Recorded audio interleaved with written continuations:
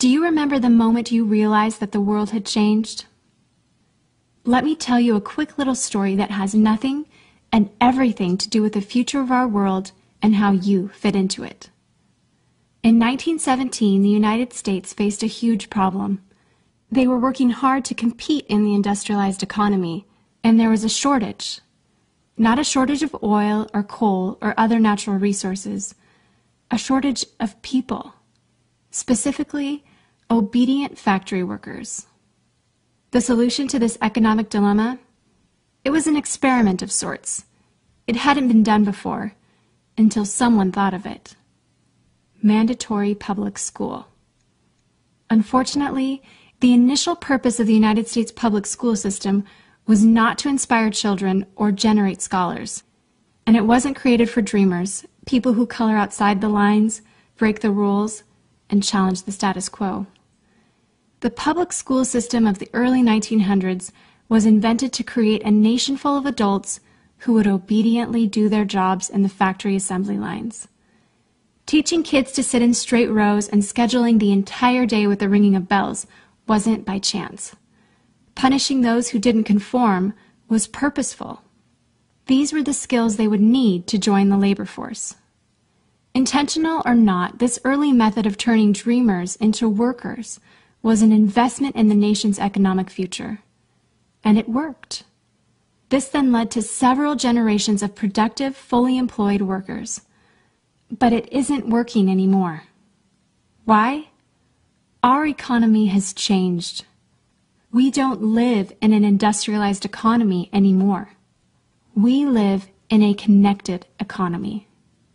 Right now, there are more users on Facebook than there were people on the planet 200 years ago. Technology has made it possible for us to connect with people, ideas, and information from anywhere in the world instantaneously. And as a result, our economies have expanded from localized towns and communities to the entire world. We have globalized trade in nearly every way. In the past, the obedient, do-what-you're-told without question people were rewarded for working hard and putting their dreams aside in order to toe the line. They were given well-paying jobs that led to long-term careers.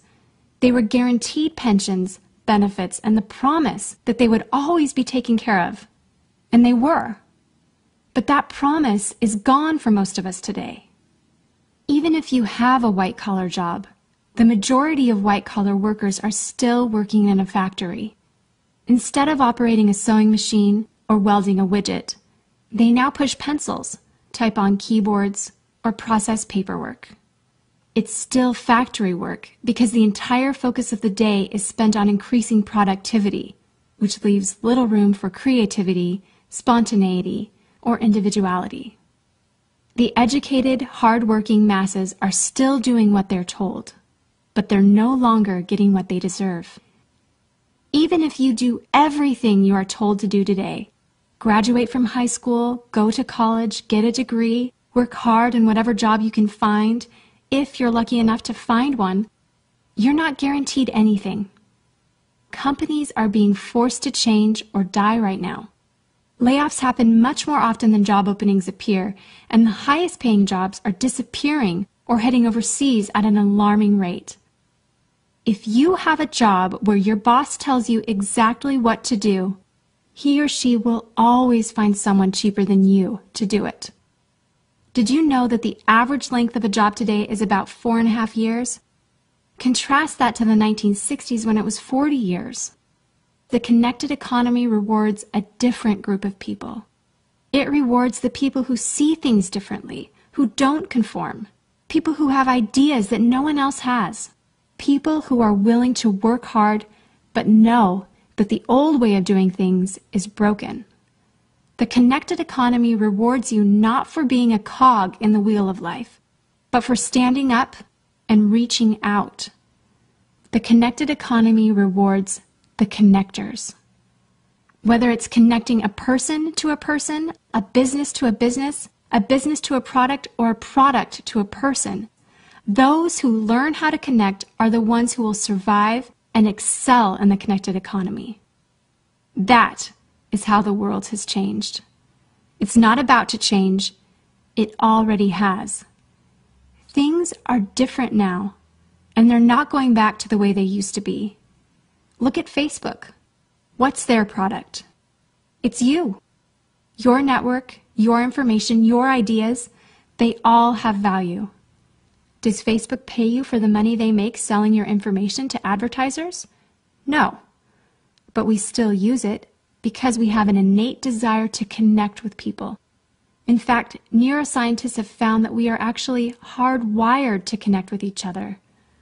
Some people know how to leverage this innate ability in today's economy, but most don't. And because they don't know how to do it, most of them are paralyzed with fear, resisting the shift, despite clear indications telling them it's time to change. In 1917, a group of people performed an experiment that forever changed the way that we earned a living. The world today is facing another huge problem. We're facing a shortage of our own. Not a shortage of factory workers or consumers. The world has enough of those. We have a shortage today of dreamers and connectors. And so, we're holding our own little experiment. And you happen to be the subject of it. This 8-minute presentation was specifically designed to seek out and find the connectors around us. Those who recognize that we are on the brink of the next economic revolution, who are ready to thrive in the connected economy, and who are searching for the best way to do it. The internet and technology are rapidly changing the way that we do everything today, including how we make a living. It's not too late to embrace the change and find a way to make yourself relevant and profitable in our brave new world. And that's why we've invited you here today. We've created something that rewards you for connecting. It pays you for bringing people together behind a cause, product, or idea.